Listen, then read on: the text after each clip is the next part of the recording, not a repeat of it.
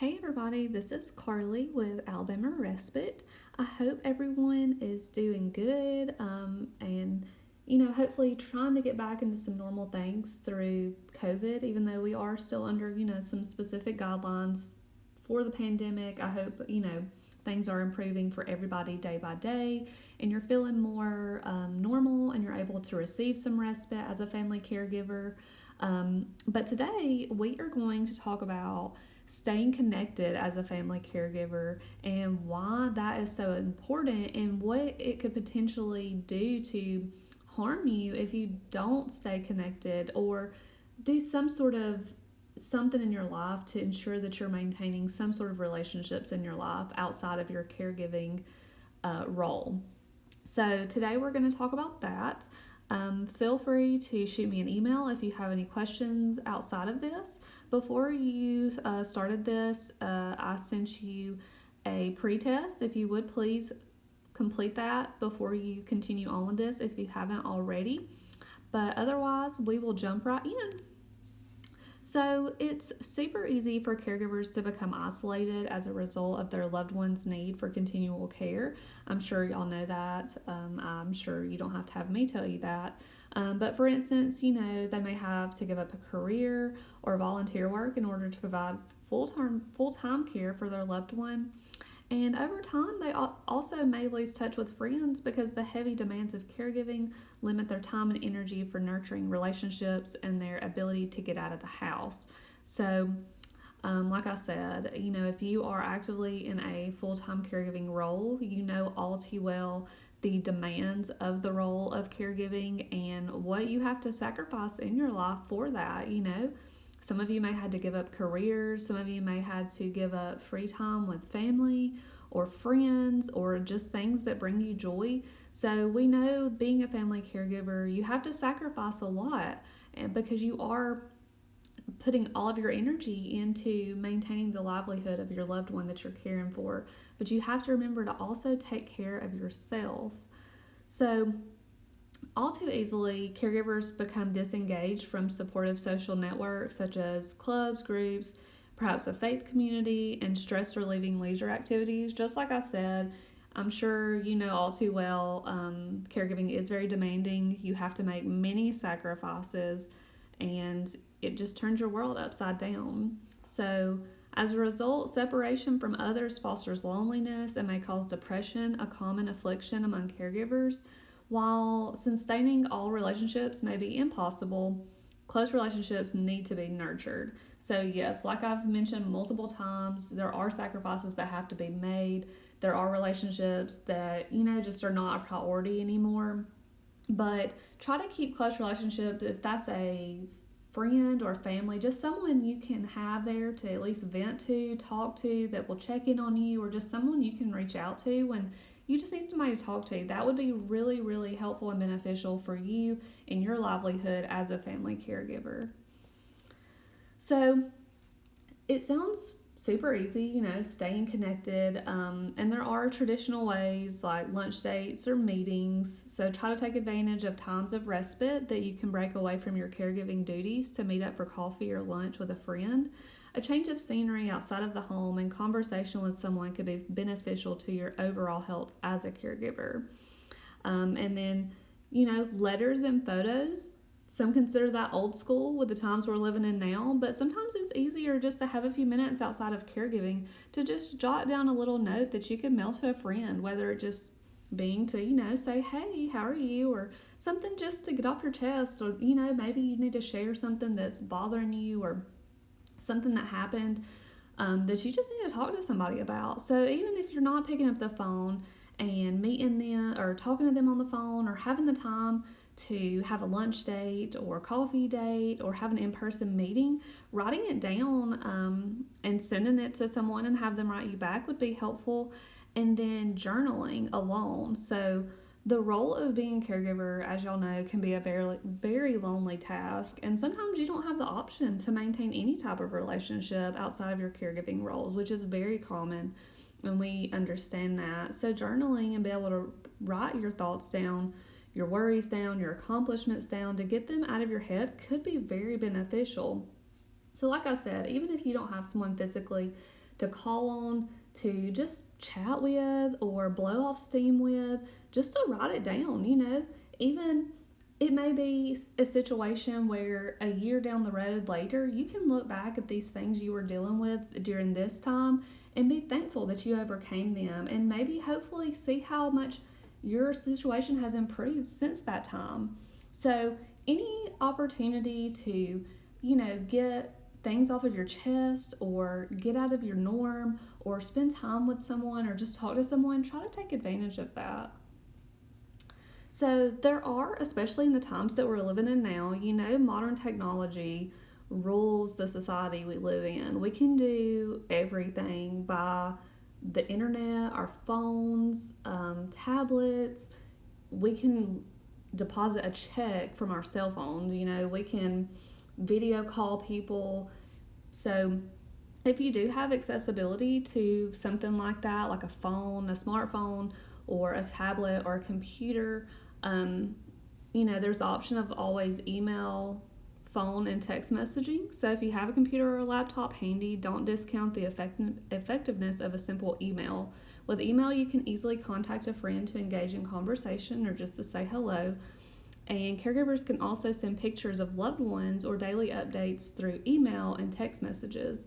Of course, don't forget that a quick phone call can often resolve a problem more quickly than an email or text. So, yes, I know it's easier said than done for some caregivers to even have like a spare moment to pick up the phone and call someone, but obviously take advantage of that. It would be very beneficial to hear, human interaction among each other. But, if you're just having a quick moment and if you're on your phone, your smartphone, and you're just able to pull up an email real quick and just type out a few sentences and send to a friend or a text message, same thing. So just if that's something that you think you could take advantage of, I think that would be very beneficial.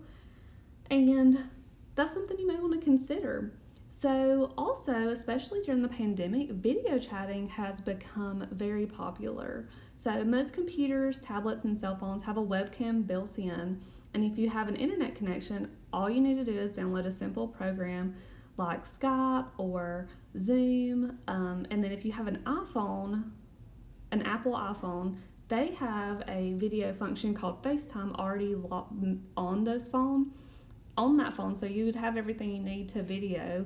And then, like I said, there are other programs you can download on devices to allow you to just call someone and see their face and talk to them by the simple click of a button, which, as I said, a phone call is very beneficial to actually hear another human talking, human interaction, but seeing them and being able to talk to someone, I think could lift your spirits a lot. So just try to identify the ways in your life that maybe if you just have a spare moment, think of things that you could do to make you feel better, to lighten the load, to be able to just chat with someone for a second.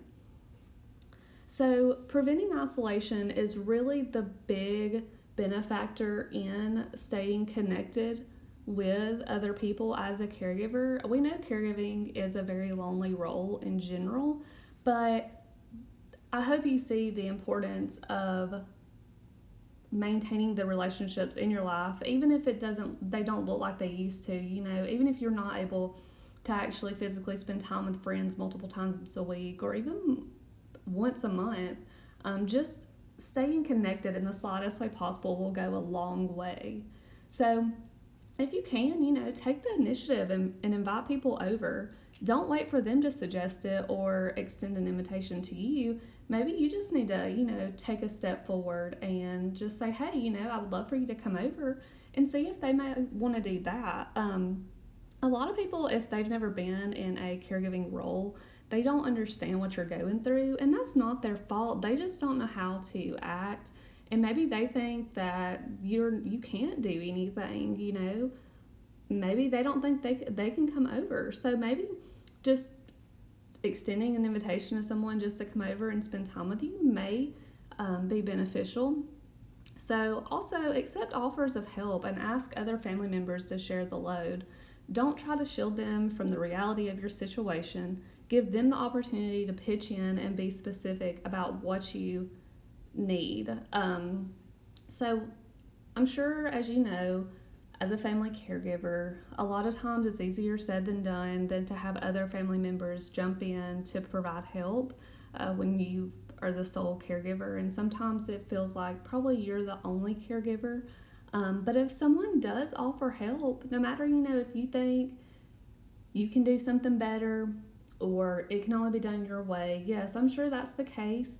But sometimes you just need to take a step back and just consider that how beneficial that little help would be to you.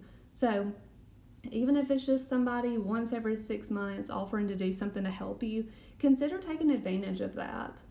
Also, keep in touch with out of area loved ones through phone calls, letters, or email. Like I said, what we just went through, do what you can just to stay connected relatively in general, and then ask relatives to send photos or videos of family events that you're unable to attend so you still feel included, and take advantage of respite. Respite in general is not identified as just one activity, it's whatever is a break and relaxing for you. So for you, it may be going on vacation. For me, it may be just sitting down to read a book. Some people, respite for them is just laying in bed for 15 minutes just in silence with their eyes closed. So just take advantage of any break that you can get when you can get it. So ultimately, respite is something you can do to prevent caregiver stress and burnout. And you can do that with connecting with other caregivers who understand what you're going through. Try consider joining a community support group that maybe meets online or once a month if you're able. Obviously, respite, any sort of break for you, is going to prevent caregiver stress and burnout. Just to do something to give you a break, to lighten your load, to recharge you. Investigate adult daycare programs as well as residential care homes that have a short stay program. So maybe you could attend out of town events or even take a long weekend vacation, just something that you could take advantage of to give you the break that you deserve. And then if your relative can safely be left alone for a while, but either of you is anxious about the prospects, supply them with a cell phone and get yourself a cell phone so you can stay in touch. An emergency response system may also help put your mind at ease. So say your loved one is not totally dependent on you. Maybe they're, dependent enough for you to maybe go to either the grocery store or the beauty salon, somewhere for you to just an hour or two alone. Maybe that would be an option if, you could leave some sort of emergency system with them so that they could call for help if something happened, or like I said, maybe provide them with a cell phone and then make sure you have one too so that they could call if they needed your help. So those are things to consider as well. So many caregivers experience caregiver stress and burnout without ever even realizing that is what is happening. And what caregiver stress and burnout can cause is so many things with your body, mind, behavior, and emotions. Anything from loss of confidence to irritability, accident prone, loss of appetite, insomnia, restlessness, worrying, muddled thinking, impaired judgment, muscular twitches, fatigue, skin irritations, breathlessness, negativity, hasty decisions. So you see, it can affect so many aspects of your life, and you may not even be able to identify that as what is happening to you as a caregiver in that moment. So that's why it's also important to maintain relationships in your life. And maybe, if you had a friend or a family member that you're close to, and maybe they could identify the fact that you're experiencing caregiver stress and burnout, and maybe it would just take somebody from the outside to step in and say, hey, I think you're experiencing this. Let's try to get you a break to get you recharged and feeling better. So respite is very, very important, like we've said, for caregivers. Caregiver stress and burnout is very prominent. As a caregiver, you're constantly on the go, constantly maintaining the well-being of someone else, never thinking of yourself, never taking care of yourself. So respite is going to benefit you in many ways. It can reduce stress and fatigue. It can improve your attitude. It can increase patience and compassion toward your care recipient. It can help you avoid placing your care recipient out of the home, like in a nursing home or assisted living. And then it reduces the likelihood of abuse and neglect towards your care recipient. You know, some caregivers get so burnt out and so overwhelmed with the day-to-day tasks of providing that care that you may before you even realize it, you're have a very short fuse and things may get out of hand far easier than you might think. So, by staying connected to friends and outside activities, you will avoid becoming consumed by the caregiving role. Preventing isolation can go a long way toward maintaining your physical, mental, and emotional health, which is a win win situation for you and your loved one. So, as a caregiver, like we've said, it's a full time job and you may get burnt out, but your care recipient, I'm sure would like to see outside people other than you. So respite would be beneficial for you both.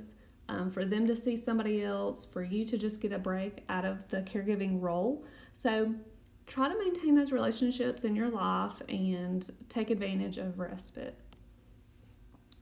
So I hope that maybe I have struck some ideas in your mind of ways that you could attempt to stay connected to loved ones in your life, even if it's just friends or family, or even if I've just maybe given you some ideas of respite that you can take advantage of on a day-to-day basis. For some of us, respite might be, like I said, taking a vacation, or some of us, we could just lay in bed for 15 minutes and we feel recharged. So see when you can take an opportunity to just step away, take a moment to recharge, and I think it would go a long way. So if you have any questions or would like to further discuss anything, or if I can assist you in any way, feel free to email me. I've put my email here. It's thecfriendsley@ucphuntsville.org. But other than that, please complete your post test so that I can award you for completing this training. But I hope you can take advantage of some respite soon and that you can promote staying connected with either some family and friends in the near future. But I hope everybody has a good week and I'll get back with you soon.